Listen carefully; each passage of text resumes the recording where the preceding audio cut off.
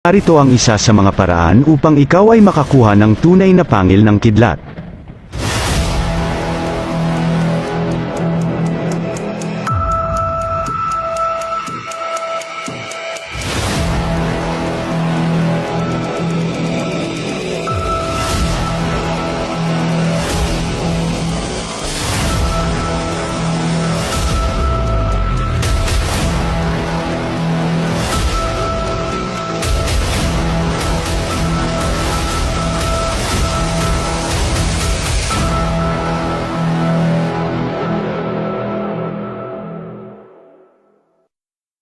Lahat ng bagay sa ating mundo ay may mutya.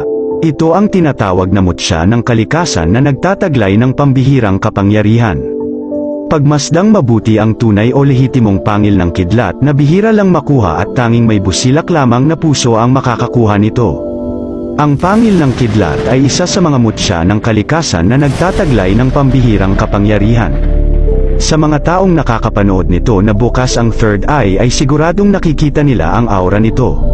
Bukod sa aura ay nakikita din nila ang gabay nito kahit nasa video lang at maging sa larawan ay nakikita pa rin nila ang mga ito. Sa video natin ngayon ay pag-uusapan natin ang paraan kung paano nga ba ito makuha, ano ang katangian nito at ang kapangyarihan na taglay ng mutyang ito. Pag-usapan din natin kung paano ito alagaan o ang wastong pag-aalaga nito. Pagmasdang mabuti kung may nakikita ba kayo at kung ano-ano ang nakikita ninyong kulay o aura ng mutyang ito. Makikita din ninyo ang gabay nito kapag ang third eye ninyo ay nasa mataas na antas na. Ang mutyang ito ay subok na pangontra lalo na sa panggamutan dahil ang mga masasamang elemento ay takot na takot dito gaya ng mangkukulam, masasamang engkanto, maligno at kung sino-sino pang may mga masasamang hangarin. Ang kailangan lang ay dapat malaman mo kung paano ito gamitin upang mapagana mo at magamit ng ganap ang tunay na taglay nitong kakayahan o kapangyarihan. Napakalakas ng mutyang ito na maaaring makapatay ng may mga matataas na antas na mangkukulam kaya naman lubos nilang kinatatakutan ang sinumang nagtataglay nito.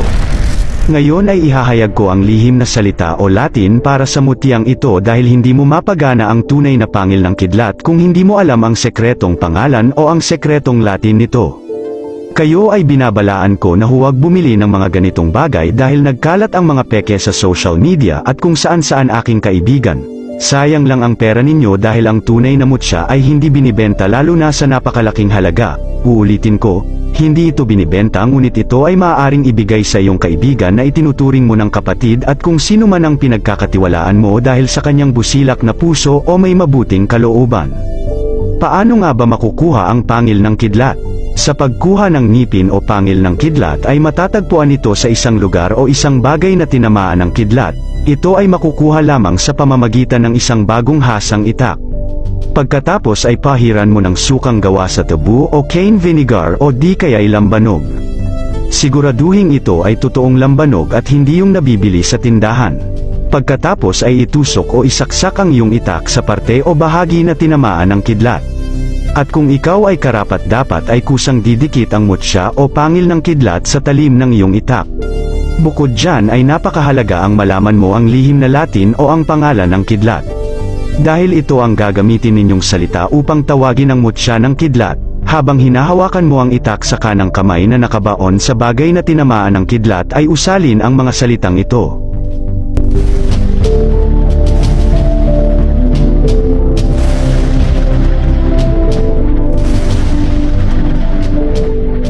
Kapag hindi ninyo alam ang tamang pagbigkas ng Latin ay asahang hindi ninyo makukuha ang pangil ng kidlat kaya naman mas maigi na magmensahe o mag-comment at nang maturuan kayo sa tamang paraan ng pagbigkas ng mga salitang ito.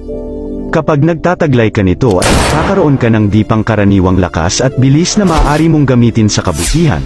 Kung ikaw naman ay manggagamot o kumbetero ay mainam na may taglay ka nito dahil walang sino man ang makakatalo sa iyo maging demonyo, engkanto, maligno, mangkukulam, mambabarang, tiyanak, duwende, kapre, aswang, impakto at marami pang iba.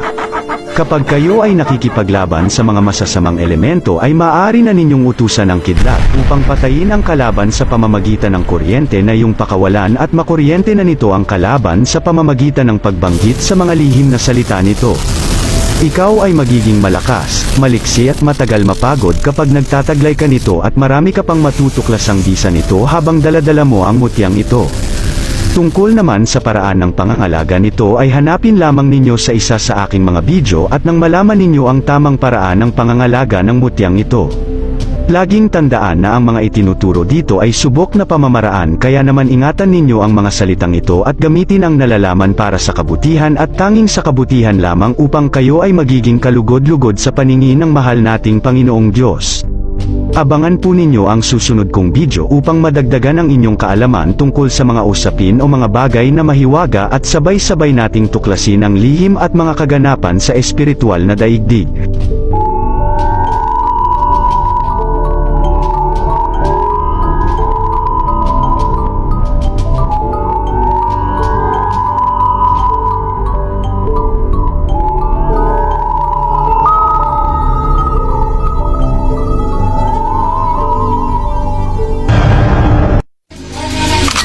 Maybach music.